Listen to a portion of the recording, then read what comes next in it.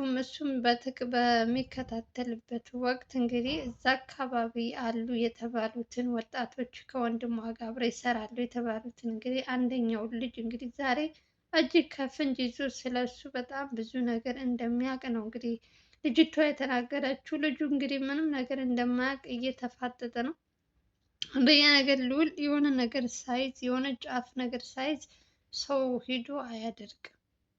ማንኛውም የሆነ ከሱ የሆነ ነገር ካየበት ነው። ይሄ ልጅ ደግሞ ምንም ነገር አላደረኩም ስለሱ መልካምነት ስለሱ እንትን ነው የሚያወራው እንጂ ከልጁ ጋር ምንም አይነት ግንኙነት ወይም ጸብ ምናምን እንደሌለው ነው የሚናገረው። ሴቷ ደግሞ ሌላ ነው የምታወራ፣ እሱ ሌላ ነው የሚያወራ። ብቻ የትም አለ የትም ልጁ ተጠርጣሪ ሆኗል ማለት ነው። ልዑልም ካየበት አንዳንድ ነገሮች ወጣ ያለ ነገር ስላየበት ነው ልጁ ሊጠራጠረው የቻለው። አንደኛ ነገር ይቺ እህታችን ዛሬ የተያዘችው ልጅ ስለዛ ሟች ልጅ በጣም ብዙ ነገሮች ታውቃለች። ከዚህ በፊትም እንግዲህ ልጁ ይሰክራል ምናምን እያሉ ነበረ።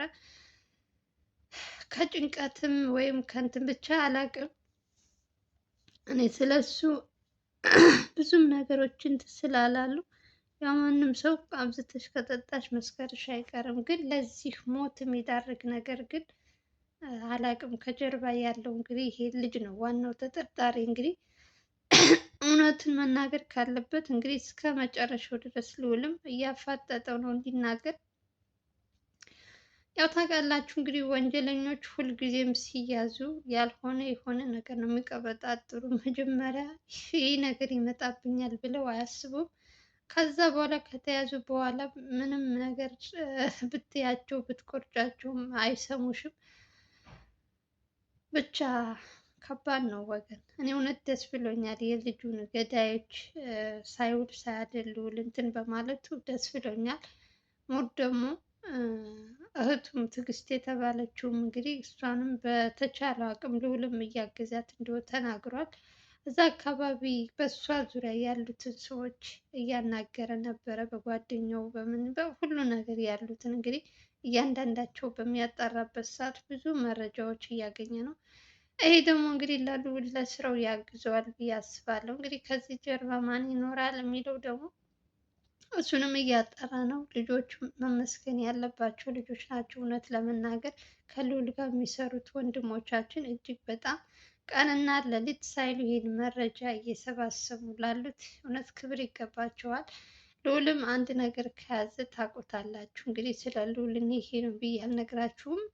የሆነ ነገር ከያዘ እሱን እስከ መጨረሻው ድረስ እንትን ሳይል ስራውን የሚያቆመም ወይም የሚተወው ነገር አይደለም ሞት የሰው ነፍስ ጠፍቶ ማለት ነው። እንግዲህ ልጁ ራሱን አጥፍቶ ነው ሲሉ ብዙዎች በተደጋጋሚ እንግዲህ እየተናገሩ ነበር። ግን አሁን ላይ ግን ነገሩ ሌላ ሆኖ ነው የተገኘው። እንግዲህ የትዕግስትም ነገር እሷም እንደምትለው ከሆነ የምትጠራጠረው ሰው እንዳለ እየተናገረች ነው። ባለፈው እንግዲህ ምንም ነገር አላውቅም ከእሱ ጋር የሚውሉትን ልጆች ነው እንጂ ስለ እሱ እንትን ምንም አላውቅም፣ የተጣላው ሰው ይኖር አይኖር አላውቅም ስትል ነበር። እንግዲህ ዛሬ ደግሞ በምትጠራጠረው ሰው እንዳለ ነው የተናገረችው። ይህ ሁሉ እንግዲህ በእርግጥ ማጣራት ስላለበት ልዑል ያው እሷ ባለችው እንትን እያጣራ ነው ያለው። ያው ከዚህ ጀርባ እንግዲህ ማን እንዳለ እንግዲህ የሚደረስበት ይሆናል።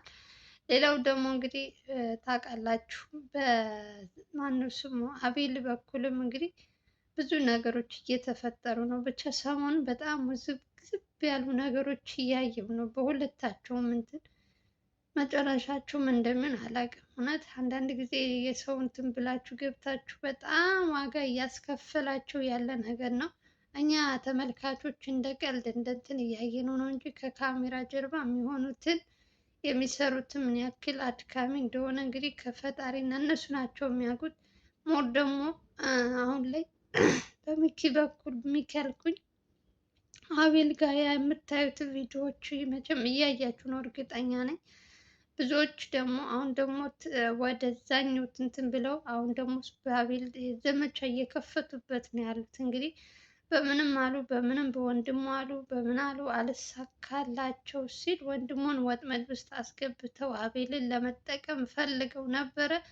እሱም እንግዲህ በእናቱ ምክንያት እንግዲህ እንደምንም ወንድሙ ወደ ራሱ እንዲመለስ ካደረጉ በኋላ ሁሉም ነገር አልሳካላቸው ሲል አሁን ደግሞ ወደ አቤል እየዞሩ ነው። እንግዲህ ኦልሬዲ አቤል ታውቃላችሁ ከአንዴም ሶስት አራቴ ቤት እየቀያየረ አላስቀምጡት ብለዋል። አሁንም እንግዲህ የሚወጣበትን እያዩ እንግዲህ ምንም እኔ አላውቅም። ሲያወራ እኔ በጣም ነው ያሳዘነኝ አቤል ማለት ነው። ስለ ቤት አካባቢው እንዴት ብሎ በሰቀቀን ገብቶ ወጥቶ እንትን እንደሚልና ሰው እኔ አላውቅም። በሰው ሀገር ሆነሽ በሰላማዊ ወጥተሽ በሰላም ትገቢያለሽ፣ ግን ሀገርሽ ላይ ሆነሽ ይህን ያክል ወንጀለኞች እውነቱ ስለተጋለጠባቸው ሰውን መግቢያና መውጫ እስከ ማሳጣት ድረስ የደረሱበት እንትን ሆነ። አንደኛ ነገር ወዴት እንደምንሄድ አላውቅም። እውነት ለመናገር በየጊዜው አዳዲስ ነገሮች እያየን ነው። እኛ እንደ ቀልድ ነው የምናየው፣ ግን ነገሩ በጣም ይሄ ተብሎ የማይነገር በጣም ከባድ ነው። እግዚአብሔር ለሁላችንም ልቦና ይስጠን። እኔ ምን አይነት እንትን እንደሆነ አላውቅም። እውነት አንዳንዴ አዛ የሚሆንባችሁ ነገር የለም? እየሰራችሁ በስራችሁ መሀል በቃ የሆነ ነገር ይገባባችኋል፣ ስራችሁ እንዲስተጓጉል ያደርጋል። እና አቤል ጋር ካያችሁ ልክ የሆነ ነገር አገኘው ሲል በመሀል ደግሞ የሆነ ነገር አይጠፋም እና ትዕግስት ይጠይቃል። እውነት እንደውም እነሱ በጣም ከምላችሁ በላይ ትዕግስተኛ ናቸው። ልዑልም አቤልም ማናቸውም ካያችኋቸው በጣም ይታገሳሉ። አንድ ቀን ደግሞ ትዕግስትሽ ሲያልቅ ደግሞ የምታደርጊውን አታውቂም እና ብቻ እግዚአብሔር ይጠብቃችሁ ወንድሞቼ። ብዙ ነገር ከእናንተ እንጠብቃለን ወደፊት። አሁንም እንግዲህ እየሰራችሁ እየደከማችሁ ነው፣ ግን የልፋታችሁን ዋጋ ፈጣሪ ይክፈላችሁ ነው የምለው። እንግዲህ በትንሽዬ ነገር ተነስተው ይህን ሁሉ ወራት ቀንና ሌሊት እየለፉ እየደከሙ ነው ያሉት። እንግዲህ አቤልን ማነው ስሙ አበበና ሊያ ባመጡት ጣጣ ምንም የማያውቅ ሰው እስከ መሞት ድረስ የደረሰበት ኬዝ ነው። አንዳንዶች ኮሜንተሮች እንደ ቀልድ ምናምን ታዩታላችሁ፣ ግን ይሄ የዋጋ ህይወት ዋጋ እንትን ነው፣ ህይወት የሚያስከፍል ነገር ነው። እነሱም አምነውበት ነው የገቡት። ሲጀመር እንደምታያቸው በየጊዜው የሚያመጡት ነገሮች ስንት ዋጋ ከፍለው ነው ቪዲዮ ቀርጸው የሚለቁት እና ከባድ ነው ወገን። በተለይ አሁን የትዕግስት ወንድም ገዳይ ከተገኘ በኋላ ልዑል ላይ በጣም ብዙ ነገሮች እንትን እያሉበት ነው። ልዑልም እንግዲህ በተቻለው አቅም ይህ ልጅ አሳልፎ ለህግ እንደሚሰጥ ነው እንትን ያለው። ኦልሬዲ ልጁ እንኳን አላመነም፣ ግን ደግሞ ሴቷ ደግሞ አሳማኝ ነገር እየተናገረች ስለሆነ ይታሰራል ብዬ ተስፋ አደርጋለሁ። እንግዲህ ልዑል የተቻለውን ሁሉ እያደረገ ነው። ያው እሷም እህቱም እያገዘች ነው። በአንዳንድ መረጃዎች የምታውቃቸው አካባቢ በሱ የምታያቸው ነገሮች አሉ። እሱንም ስለምትናገር እንግዲህ ይታሰራል ብዬ ተስፋ አደርጋለሁ። እንግዲህ ኢትዮጵያ ውስጥ እያያችሁ ነው፣ ሰሞኑን በጣም እስር በዝቷል። በተለይ በቶክቶክ አካባቢ በየእንትኑ ስትሄዱ በቃ እየተለቀሙ ነው ነው የምላችሁ፣ እየታሰሩ ነው። ስለዚህ ይታሰራል ብዬ ተስፋ አደርጋለሁ የእውነት። እና ለማንኛውም እንግዲህ ትዕግስትም እውነቱን እየተናገረች ባለችበት ባያችኋት እንግዲህ እህትየዋ ስለ ወንድሟ ብዙ ነገር እያለች ነበረ። እንግዲህ የምታውቀውን ነገር ከተናገረች በኋላ እንግዲህ ልዑልም ያለው ዋነኛው አማራጭ እንግዲህ ይህን ልጅ የገደለው እንግዲህ አብዛኞች እንዳያችሁት ራሱን አጠፋ ምናምን እየተባለ ስለሚወራ ምንም እንትን አላለም ልዑል። ያው አላመነበትም። እንዳያችሁት ማጣራቱን ነበር ወዲያውኑ እንትን ያለው።